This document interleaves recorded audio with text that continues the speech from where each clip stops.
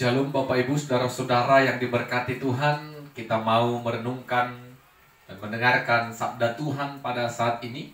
Namun sebelumnya kita satukan hati kita bersekutu dalam doa. Bapa dalam Yesus, terima kasih buat kemurahan Tuhan yang boleh memberkati kami pada saat ini. Kami puji, sembah dan muliakan nama Tuhan buat kesempatan yang begitu indah bagi kami.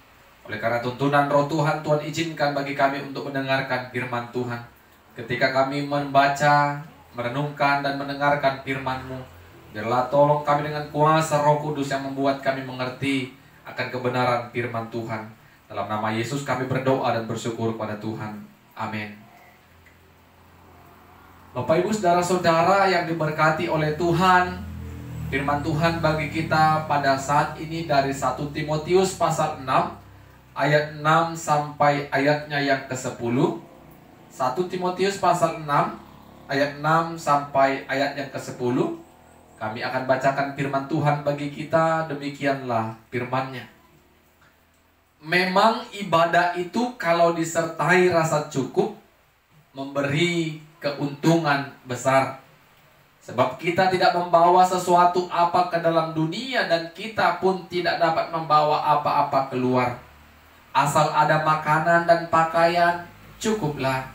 Tetapi mereka yang ingin kaya terjatuh ke dalam pencobaan, ke dalam jerat dan ke dalam berbagai-bagai nafsu yang hampa dan yang mencelakakan, yang menenggelamkan manusia ke dalam keruntuhan dan kebinasaan. Karena akar segala kejahatan ialah cinta uang. Sebab oleh memburu uanglah beberapa orang telah menyimpang dari iman dan menyiksa dirinya dengan berbagai-bagai duka. Amin. Saudara-saudara, Bapak Ibu yang diberkati Tuhan, tema firman Tuhan bagi kita pada saat ini, ibadah disertai rasa cukup. Ibadah disertai rasa cukup. Bapak Ibu saudara-saudara yang diberkati oleh Tuhan, bagi orang Kristen, kata ibadah tidak lagi asing kedengarannya atau sesuatu yang baru dalam kehidupannya. Karena orang Kristen hidupnya harus beribadah. Beribadah karena apa? Karena kita merasakan kemurahan Tuhan. Karena kita mau mensyukuri keselamatan yang Tuhan berikan kepada kita. Setiap hari berkat Tuhan selalu baru. Sehingga kita harus beribadah. Tidak ada alasan bagi kita orang percaya, orang Kristen yang tidak beribadah kepada Tuhan. Tetapi ibadah yang bagaimana, itu yang mau kita pelajari, itu yang mau kita renungkan pada saat ini. Tema firman Tuhan, ibadah disertai rasa cukup. Rasul Paulus menulis surat kepada anak rohaninya, yaitu Timotius, mengingatkan agar umat jemaat yang dilayani oleh Timotius tidak terlena oleh pengajaran-pengajaran yang bisa menyesatkan mereka dengan mengatakan beribadah membawa keuntungan.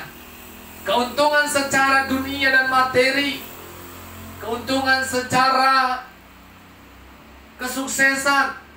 Itu yang mau dikatakan Paulus agar Timotius memperhatikan pengajaran-pengajaran yang boleh merusak pikiran akal sehat umat yang dilayani oleh Timotius.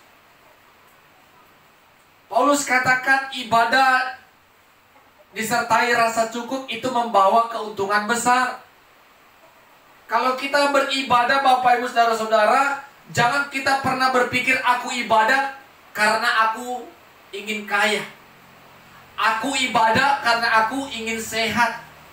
Kalau itu yang kita lakukan dan kita pikirkan selama ini, ketika kita rajin beribadah, kita tetap miskin, maka kita tinggalkan Tuhan. Ketika kita rajin beribadah, kita tetap sakit, maka kita bisa tinggalkan Tuhan. Karena itu konsep pertama kita. Jadi ketika kita beribadah karena kita cukup makanan, pakaian, minuman, dicukupkan Tuhan kebutuhan sehari-hari kita, itu yang membuat alasan kita beribadah kepada Tuhan. Bukan karena kita berkelimpahan harta, bukan karena kita ingin anak kita naik pangkat maka kita sungguh-sungguh beribadah. Banyak orang, Bapak Ibu Saudara-saudara, dia datang beribadah karena anaknya telah berhasil masuk angkatan. Baik itu angkatan darat, udara, maupun kepolisian. Dia beribadah dengan memberikan rasa syukurnya kepada Tuhan. Tetapi setelah itu dia tidak lagi beribadah. Ada lagi sebagian orang beribadah karena ada maunya. Karena anaknya mau diberkati di gereja, anaknya mau dibaptis, anaknya mau angkat sini, dia baru datang beribadah. Banyak orang, alasan-alasan lain orang percaya datang beribadah kepada Tuhan. Rasul Paulus katakan, ibadah yang membawa keuntungan besar ketika kita merasa cukup. Bukan karena kita berkelimpahan harta dunia, bukan karena kita berkelimpahan kemewahan baru kita beribadah. Kalau kita tidak pernah merasa cukup, maka disitulah kita sesungguhnya sedang terjerat oleh kemewahan dunia. Dan akhirnya Rasul Paulus katakan, akar dari segala kejahatan adalah cinta uang. Karena kita memburu uang, mengejar uang dan lebih mencintai uang daripada mencintai Tuhan, kita tinggalkan Tuhan. Kita berkompromi dengan dunia untuk mendapatkan uang, dan uang. Apakah ketika kita berkelimpahan uang, maka kita baru beribadah? Apakah dengan memburu uang, pagi, siang, malam kita terus mengejar dan mencari uang, sehingga kita lupa untuk beribadah bersyukur kepada Tuhan? Orang yang hidupnya penuh dengan rasa syukur, dialah yang mendapatkan keuntungan besar ketika dia beribadah. Sehingga dia beribadah, dia berdoa bukan menuntut Tuhan berikan aku kekayaan, Tuhan berikan aku pangkat, Tuhan berikan aku kesehatan yang luar biasa agar sakit penyakit tidak ada. Itu yang diwaspadai oleh Rasul Paulus. Kalau itu yang dipikirkan oleh umat yang dilayani, jemaat yang dilayani oleh Timotius, maka ketika sesuatu yang dipikirkan itu tidak didapatkannya, maka mereka akan tinggalkan Tuhan, kepercayaan mereka. Di Bapak Ibu Saudara-saudara yang diberkati Tuhan, kita diajarkan pada saat ini untuk belajar mencukupkan diri. Sehingga ketika kita sudah mencukupkan diri, tidak ada alasan bagi kita untuk tidak beribadah kepada Tuhan. Kita harus percaya akan firman Tuhan ini. Akar dari segala kejahatan adalah cinta uang. Kalau kita sudah cinta uang, uang yang menjadi utama tujuan hidup kita, maka segala bentuk kejahatan bisa kita lakukan. Kita tidak peduli dengan namanya dosa. Yang penting uang. Kita bisa berkompromi dengan dunia, asal kita mendapatkan uang. Jadi Bapak Ibu Saudara-saudara, kita bisa menikmati keluarga yang rukun, damai bersama dengan anak-anak. Bisa menikmati makanan yang sederhana. Kita bisa syukuri kepada Tuhan lewat ibadah. Itu sudah cukup. Maka keuntungan yang besar akan kita terima ketika kita merasakan kasih Tuhan besar dalam kehidupan kita. Amin. Kita berdoa. Tuhan Yesus, terima kasih buat kebenaran firman-Mu yang telah kami dengarkan pada saat ini. Kami percaya firman-Mu terus mengajari dan menuntun kami untuk menjadi pribadi orang percaya yang takut akan Tuhan, yang selalu bersyukur kepada Tuhan lewat ibadah kami. Ajari kami untuk beribadah dengan rasa syukur, dengan rasa cukup kami, karena Tuhan terus memperlengkapi dan memenuhi segala kebutuhan hidup kami. Terpuji nama Tuhan, dalam nama Yesus kami berdoa dan bersyukur kepada Tuhan. Amin. Shalom. Tuhan Yesus memberkati kita semua. Shalom Bapak Ibu Saudara-saudara yang diberkati oleh Tuhan. Sebelum kita mendengarkan kebenaran firman Tuhan, mari kita bersatu di dalam doa. Kami puji dan muliakan nama-Mu ya Tuhan yang memberkati dan memelihara kehidupan kami. Oleh karena kasih dan kemurahan Tuhan menuntun kami untuk boleh mendengarkan kebenaran firman Tuhan. Biarlah kuasa Roh Kudus Tuhan nyata dan menghampiri kami ketika kami mendengarkan firman-Mu. Dalam nama Yesus kami berdoa dan bersyukur kepada Tuhan. Amin. Bapak Ibu Saudara-saudara yang diberkati Tuhan, kita akan mendengarkan firman Tuhan dari Mazmur pasal yang ke-51, ayat pertama sampai ayatnya yang ke-10. Mazmur pasal 51, ayat pertama sampai ayat yang ke-10. Kami akan membacakan firman Tuhan bagi kita. Demikianlah firman-Nya. Untuk pemimpin biduan, Mazmur dari Daud. Ketika Nabi Nathan datang kepadanya setelah ia menghampiri Betseba. Kasihanilah aku ya Allah, menurut kasih setia-Mu. Hapuskanlah pelanggaranku menurut rahmat-Mu yang besar. Bersihkanlah aku seluruhnya dari kesalahanku, dan tahirkan aku dari dosaku. Sebab aku sendiri sadar akan pelanggaranku. Aku senantiasa bergumul dengan dosaku. Terhadap engkau sajalah aku telah berdosa, dan melakukan apa yang kau anggap jahat. Supaya ternyata engkau adil dalam putusanmu, bersih dalam penghukumanmu. Sesungguhnya dalam kesalahan aku diperanakan, dalam dosa aku dikandung ibuku. Sesungguhnya engkau berkenan akan kebenaran dalam batin, dan dengan diam-diam engkau memberitahukan hikmat kepadaku. Bersihkanlah aku daripada dosaku dengan hisop, maka aku menjadi tahir. Basuhlah aku, maka aku menjadi lebih putih dari salju. Biarlah aku mendengar kegirangan dan sukacita. Biarlah tulang yang kuremukkan bersorak-sorak kembali. Amin. Saudara-saudara, Bapak Ibu yang diberkati Tuhan, tema firman Tuhan bagi kita pada saat ini, mengakui dosa di hadapan Tuhan.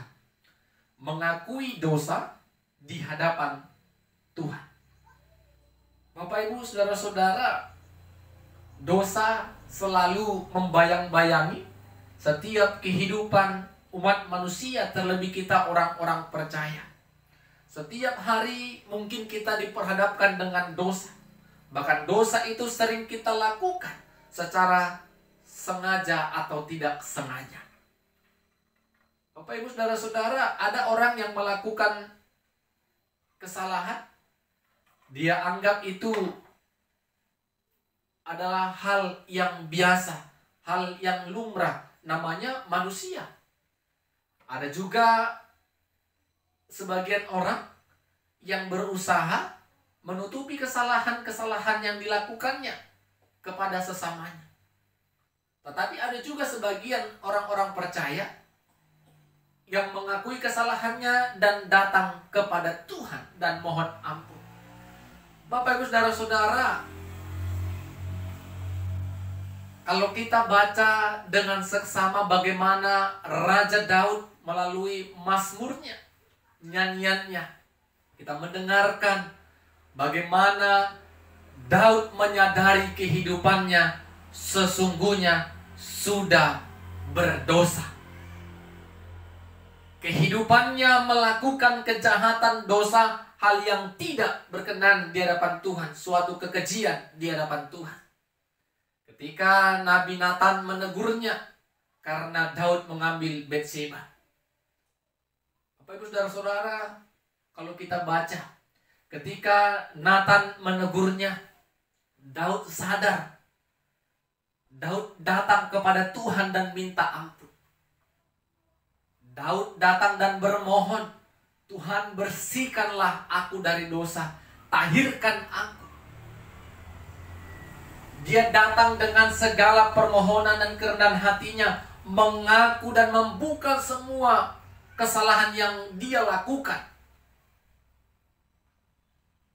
Tetapi ketika dia datang kepada Nathan, Nathan berkata, Tuhan tidak menghukum engkau mati, Tuhan mengasihimu, tetapi anak yang dikandung itu akan mati. Bapak Ibu Saudara-saudara, Tuhan memberikan kasih-Nya kepada Daud, tetapi konsekuensi dari perbuatan dosa atau kejahatan yang dilakukan Daud tetap berjalan. Anak yang dikandung dari hubungannya itu mati. Konsekuensi dosa, konsekuensi kesalahan kita terhadap Tuhan tetap harus kita jalani. Tetapi sesungguhnya Allah itu murah hati. Allah itu memberikan kita pengampunan dan berbelas kasih bagi setiap orang yang mau datang dan minta ampun kepada Tuhan. Bapak Ibu Saudara-saudara yang diberkati Tuhan, mengakui dosa itu penting. Itu menunjukkan kalau kita adalah orang yang rendah hati di hadapan Tuhan dan di hadapan sesama. Jangan menganggap diri terus selalu benar, aku tidak berdosa kepada sesama dan kepada Tuhan. Itu adalah orang yang sombong. Orang yang rendah hati adalah orang yang tahu apa yang dilakukannya adalah hal yang tidak berkenan kepada Tuhan. Ketika kita datang dan mengakui kesalahan kita, maka Tuhan yang murah hati itu, Tuhan yang berbelas kasih itu akan mengampuni segala dosa kita dan membersihkan dosa kita. Itu yang dilakukan Allah. Kita umat manusia yang berdosa, tetapi kasih Allah yang besar mengutus Kristus Yesus anaknya yang tunggal, yang harus mati di kayu salib untuk menebus dosa kita. Bapak Ibu Saudara-saudara, jangan pernah kita berusaha semaksimal mungkin untuk tidak menceritakan atau mengatakan kepada Tuhan segala kejahatan yang mungkin pernah kita lakukan. Tuhan berikan kita kesempatan. Tuhan berikan kita waktu untuk mengalami perubahan. Mari Bapak Ibu Saudara-saudara, akui kesalahanmu. Akui kesalahan kita kepada orang-orang yang kita kasihi. Terlebih kepada Tuhan. Karena itu menunjukkan kita adalah pribadi yang memiliki kepribadian yang rendah hati. Kita tidak mau menjadi pribadi yang sombong, yang terus mengatakan aku benar, aku tanpa ada kesalahan. Aku tidak ada sedikit pun cacat dalam kehidupanku. Hal itu tidaklah berkenan di depan Tuhan. Daud yang begitu memiliki kesalahan yang besar dengan mengambil Batseba, istri dari Uria, dengan mengutus Uria untuk berperang dan berdiri di barisan yang paling depan, sehingga Uria mati, Batseba menjadi istri Daud. Itu adalah kekejian di mata Tuhan. Daud menyadari itu. Mari Bapak Ibu Saudara-saudara, kita sadar akan kejahatan yang kita lakukan. Ketika kita sadar, kita minta ampun kepada Tuhan, agar Tuhan yang pemurah itu membersihkan kita dari dosa. Mari hidup berendah hati, mau mengakui diri kita. Kita punya keterbatasan dan kekurangan. Tuhan menolong kita. Amin. Kita berdoa. Terima kasih ya Tuhan buat kebenaran firman-Mu yang telah kami perdengarkan dan dengarkan bersama-sama. Kami percaya kami manusia yang lemah punya keterbatasan. Tapi dengan kuasa Roh Tuhan yang akan menolong kami untuk melakukan kebenaran firman Tuhan. Ajari kami untuk mau mengakui dan memiliki pribadi yang rendah hati. Mengakui dosa kami kepada sesama, terlebih kepada Tuhan. Sehingga Tuhan yang murah hati telah menebus dosa kami. Dalam nama Yesus kami berdoa dan bersyukur pada Tuhan. Amin. Shalom, Tuhan Yesus memberkati kita semua. Shalom Bapak Ibu, Saudara-saudara yang diberkati oleh Tuhan. Sebelum kita mendengarkan kebenaran firman Tuhan, mari kita bersatu di dalam doa. Bapa di dalam Yesus, terima kasih kami ucapkan kepada Tuhan. Kami bersyukur karena kasih dan kemurahan Tuhan yang boleh memberkati kehidupan kami. Kami rindu ketika kami mendengarkan kebenaran firman Tuhan, hati dan pikiran kami dikuasai dengan kuasa Roh Kudus Tuhan. Berkati hati kami, agar hati kami tertuju kepada kebenaran firman-Mu. Dalam nama Yesus kami berdoa dan bersyukur pada Tuhan. Amin. Saudara-saudara, Bapak Ibu yang diberkati oleh Tuhan, firman Tuhan bagi kita pada saat ini dari Matius pasal 18 ayat 12 sampai 14. Matius pasal 18 ayat 12 sampai 14 kami akan membacakan firman Tuhan bagi kita. Demikianlah firman-Nya. Bagaimana pendapatmu jika seorang mempunyai 100 ekor domba dan seekor di antaranya sesat? Tidakkah ia akan meninggalkan yang 99 ekor di pegunungan dan pergi mencari yang sesat itu? Dan aku berkata kepadamu, sesungguhnya jika ia berhasil menemukannya, lebih besar kegembiraannya atas yang seekor itu daripada atas yang ke-99 ekor yang tidak sesat. Demikian juga Bapamu yang di sorga tidak mengkehendaki supaya seorang pun dari anak-anak ini hilang. Amin. Bapak Ibu saudara-saudara yang diberkati Tuhan, tema firman Tuhan bagi kita pada saat ini, Allah mengkehendaki pertobatan kita. Allah mengkehendaki pertobatan kita. Bapak Ibu saudara-saudara, kita mungkin sepakat semua umat manusia pasti pernah melakukan yang namanya kesalahan ataupun yang kita sebut dengan dosa. Tetapi ada perbedaan setiap orang dalam menjalani kehidupan yang terus melakukan dosa tadi. Ada sebagian orang menyadari dosanya dan mengakuinya di hadapan Tuhan dan tidak mengulangi dosa itu. Ada juga orang yang menganggap senang dan bangga atas kehidupan dosa yang dia lakukan, bahkan dia terus ulangi dan terus ulangi, walaupun dia mengetahui yang dia lakukan itu adalah kesalahan.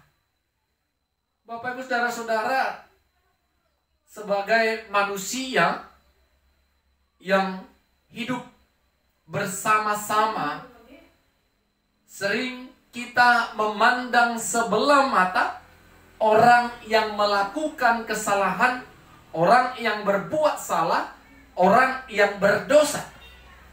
Kita sering memandang sebelah mata atau menganggap mereka hina. Kita seperti menjadi hakim atas kehidupan mereka. Kita seperti orang yang benar, orang yang bersih dari dosa. Sehingga kita memberikan penilaian kepada mereka dan tidak memandang mereka seperti kita memandang diri kita sendiri. Bapak Ibu saudara-saudara yang diberkati Tuhan, apa yang harus kita lakukan dan kerjakan sebagai orang percaya? Bagaimana kita menanggapi orang-orang yang berdosa? Apakah Tuhan mengkehendaki orang berdosa? Melalui perumpamaan dan firman Tuhan pada saat ini, semua umat manusia berharga di mata Tuhan. Yesus mengumpamakan 100 ekor domba yang 1 ekor sesat. Maka si pemilik akan meninggalkan yang ke-99 ekor ini di pegunungan. Dia akan mencari dan berusaha menemukan seekor domba yang hilang tadi. Tersesat yang tidak termasuk dalam bilangan 99. Terhilang harap. Tidak lagi bergabung dan bersama dengan 99. Oleh karena belas kasihnya, sayangnya kepada seekor domba tadi, dia tergerak untuk mencarinya dan meninggalkan sejenak 99 ekor domba miliknya tadi. Dan ketika seekor domba tadi sudah ketemu, sudah didapatkannya, maka ada perasaan yang bahagia, sukacita, dan senang. Bahkan melebihi dari sukacita yang 99 ekor tadi yang tidak sesat. Bapak Ibu Saudara-saudara, dari perumpamaan ini dijelaskan, demikian jugalah dengan Bapa di sorga. Karena Tuhan mengkehendaki semua manusia, semua anak-anak Tuhan mengalami pertobatan dan perubahan. Banyak manusia, Bapak Ibu Saudara-saudara, yang terhilang hara, yang tidak tahu jalan yang baik dan tidak baik. Atau ada yang tahu yang baik tapi tidak dikerjakan. Banyak orang tersesat yang tidak tahu yang dikerjakannya berkenan di hadapan Tuhan atau tidak. Bapak Ibu Saudara-saudara, sebagai orang percaya, orang Kristen kita, orang yang diberkati dan orang yang menjadi berkat bagi sesama, kita harus juga bergumul atas kehidupan dosa mereka. Kenapa kita bergumul, Bapak Ibu Saudara-saudara? Apakah tidak seharusnya kita bangga karena kita sudah baik? Jangan pernah berbangga hati, Bapak Ibu, kita baik, orang-orang di sekitar kita berbuat dosa. Mari ikut bergumul agar mereka juga baik dan kembali kepada Tuhan melalui doa kita.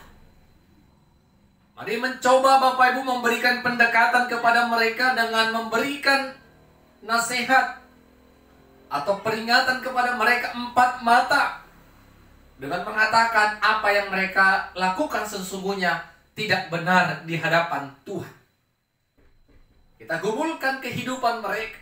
Kita mau semua kita umat manusia bersama-sama dengan Tuhan dan kembali kepada Tuhan. Karena itulah yang dikehendaki oleh Tuhan. Bapak Ibu Saudara-saudara, Tuhan rindu dan mengharapkan, bahkan mengkehendaki semua kita anak-anaknya tidak ada yang tersesat. Mungkin saya yang tersesat, mungkin Bapak Ibu Saudara-saudara bahkan keluarga kita yang sedang tersesat. Tetapi ada kalanya Tuhan menuntun kita, mengingatkan kita melalui orang-orang yang ada di sekitar kita. Baik itu melalui pelayan gereja, melalui kebenaran firman Tuhan yang mungkin kita dengarkan, melalui orang-orang yang kita kasihi. Ketika kita ditegur dan diingatkan, kita harus bersyukur dan berbangga hati kalau orang-orang di sekeliling kita masih memiliki rasa kasih sayang kepada kita. Kita ingat, Bapak Ibu Saudara-saudara, mungkin kita yang tersesat, mungkin kita merasa sudah benar, tetapi melalui cerminan firman Tuhan kita salah. Mari berbalik kepada Tuhan, dengarkan suara Tuhan yang memanggil kita, yang merindukan kita untuk kembali kepada kawanan-kawanan domba yang tidak tersesat. Jadi Bapak Ibu Saudara-saudara, serukan pertobatan, serukan pertobatan kepada orang-orang yang mungkin ada di sekitar kita yang tidak berbuat sesuai dengan kehendak Tuhan. Jangan pernah bosan-bosannya untuk terus mengingatkan dan menegurnya di dalam kasih yang daripada Tuhan. Tuhan ingin kita bertobat. Melalui pertolongan Roh Tuhan, kita dimampukan untuk meninggalkan segala perbuatan-perbuatan yang tidak berkenan di hadapan Tuhan. Amin. Kita berdoa. Terima kasih kami ucapkan kepadamu ya Tuhan. Kami puji dan muliakan namamu. Kami bersyukur firman-Mu mengingatkan kami. Kami bersyukur dan bangga kalau Tuhan mengkehendaki pertobatan kami. Ketika kami tersesat, hilang arah, ajari kami dan ingatkan kami kuasa Roh Tuhan menjamah hati kami, sehingga kami boleh kembali dan berpaling kepada Tuhan dan melakukan kebenaran firman-Mu. Dalam nama Yesus kami berdoa dan bersyukur. Amin. Shalom. Tuhan Yesus memberkati kita semua. Shalom Bapak Ibu Saudara-saudara yang diberkati Tuhan. Kita mau merenungkan dan mendengarkan firman Tuhan pada saat ini. Namun sebelumnya kita satukan hati kita. Kita bersatu di dalam doa. Segala puji syukur, hormat, kemuliaan kami panjatkan kehadirat-Mu ya Tuhan. Kami bersyukur karena rahmat Tuhan yang begitu besar kami rasakan. Kami menikmati berkat-berkat Tuhan dalam kehidupan kami. Pada saat ini kami mau merenungkan kebenaran firman-Mu ya Tuhan. Berkati hati dan pikiran kami dengan kuasa Roh-Mu. Dalam nama Yesus kami berdoa dan bersyukur kepada Tuhan. Amin. Bapak Ibu saudara-saudara yang diberkati Tuhan, firman Tuhan bagi kita pada saat ini dari Mazmur pasal 146, ayat pertama sampai ayat yang ke-10. Mazmur pasal 146, ayat pertama sampai ayat yang ke-10. Kami akan bacakan firman Tuhan bagi kita. Demikianlah firman-Nya. Haleluya. Pujilah Tuhan, hai jiwaku. Aku hendak memuliakan Tuhan selama aku hidup, dan bermazmur bagi Allahku selagi aku ada. Janganlah percaya kepada para bangsawan, kepada anak manusia yang tidak memberikan keselamatan. Apabila nyawanya melayang, ia kembali ke tanah. Pada hari itu juga lenyaplah maksud-maksudnya. Berbahagialah orang yang mempunyai Allah Yakub sebagai penolong, yang harapannya pada Tuhan Allahnya. Dia yang menjadikan langit dan bumi, laut dan segala isinya, yang tetap setia untuk selama-lamanya, yang menegakkan keadilan untuk orang-orang yang diperas, yang memberi roti kepada orang-orang yang lapar. Tuhan membebaskan orang-orang yang terkurung. Tuhan membuka mata orang-orang buta. Tuhan menegakkan orang yang tertunduk. Tuhan mengasihi orang-orang benar. Tuhan menjaga orang-orang asing, anak yatim dan janda. Ditegakkannya kembali, tetapi jalan orang fasik dibengkokkannya. Tuhan itu Raja untuk selama-lamanya. Allahmu ya Sion, turun-temurun. Haleluya. Amin. Saudara-saudara yang diberkati oleh Tuhan, tema firman Tuhan bagi kita, muliakanlah Tuhan dalam hidupmu. Muliakanlah Tuhan dalam hidupmu. Bapak Ibu saudara-saudara, banyak kita manusia lebih percaya kepada manusia yang akan menolong kita, yang akan menjaga kita, dibandingkan kepada Tuhan yang menjaga, menolong, melindungi, dan memberkati kita. Orang lebih mengutamakan, mengandalkan orang-orang hebat, orang-orang yang terpandang, yang kita sebut pada masa sekarang the-king. Aku bisa karena ada orang yang hebat di atas. Aku bisa seperti ini karena ada orang kuat di dalam. Aku bisa sehat seperti ini karena aku pegang jimat dunia dari nenek moyangku. Itu yang mungkin pada saat ini masih saja ada terjadi dalam setiap kehidupan manusia. Lebih mengandalkan manusia, lebih mengandalkan kekuatan dunia daripada mengandalkan Tuhan. Bapak Ibu saudara-saudara, pemazmur mengatakan bagi kita pada saat ini, kita harus memuji Tuhan, memuliakan Tuhan karena kebesaran, kasih dan kebaikannya dalam kehidupan kita. Tuhan itu menjaga kita, Tuhan menegakkan kita, Tuhan melindungi kita, Tuhan memperhatikan kita. Tuhan senantiasa yang layak kita puji, sembah, dan muliakan dalam kehidupan kita. Kalau kita mengandalkan manusia, manusia itu tidak pernah menjamin keselamatan bagi kita. Karena manusia juga pada akhirnya akan mati dan meninggalkan dunia. Tetapi ketika kita mengandalkan Tuhan dan percaya kepada Tuhan yang memelihara dan memberikan keselamatan yang kekal bagi kita, maka itu tidak akan sia-sia. Bapak Ibu saudara-saudara, kita andalkan manusia, kita bisa kecewa. Kita andalkan kekuatan dunia, kita bisa celaka. Kita hanya mementingkan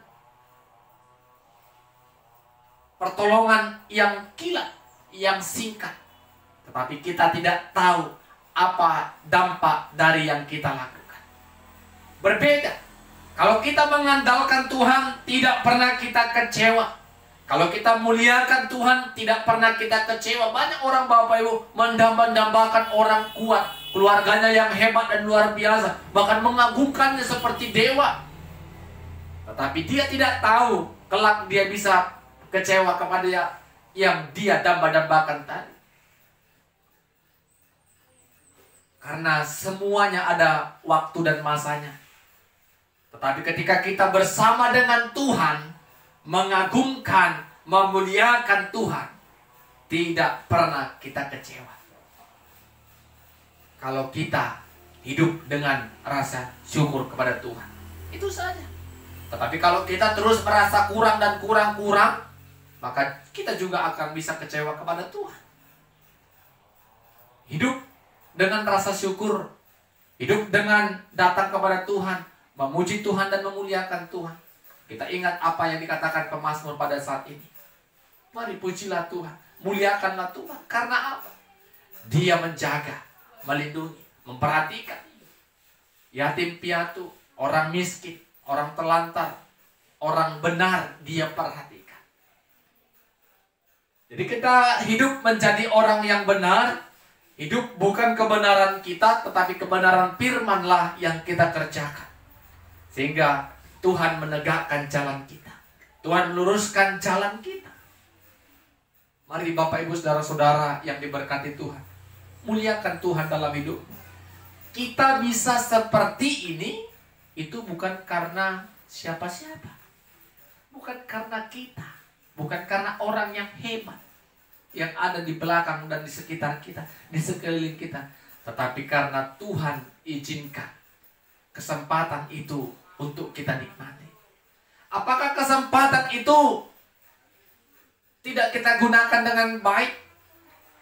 Dengan melakukan banyak kejahatan-kejahatan di tengah-tengah kesempatan yang ada. Dengan menunjukkan kesombongan, aku hebat. Di balik kehebatan, di balik keberhasilan, kesuksesan, rumah tangga, anak-anak, keluarga, dan ekonomi kita, ada Tuhan yang melindungi dan menjaga dan sedang memberkati kita. Jangan kita terlena. Beri waktumu untuk memuliakan Tuhan. Setiap hari katakan, termulialah Tuhan, terpujilah Tuhan. Itu yang mau kita katakan seperti pemazmur pada saat ini yang kita dengarkan bersama-sama.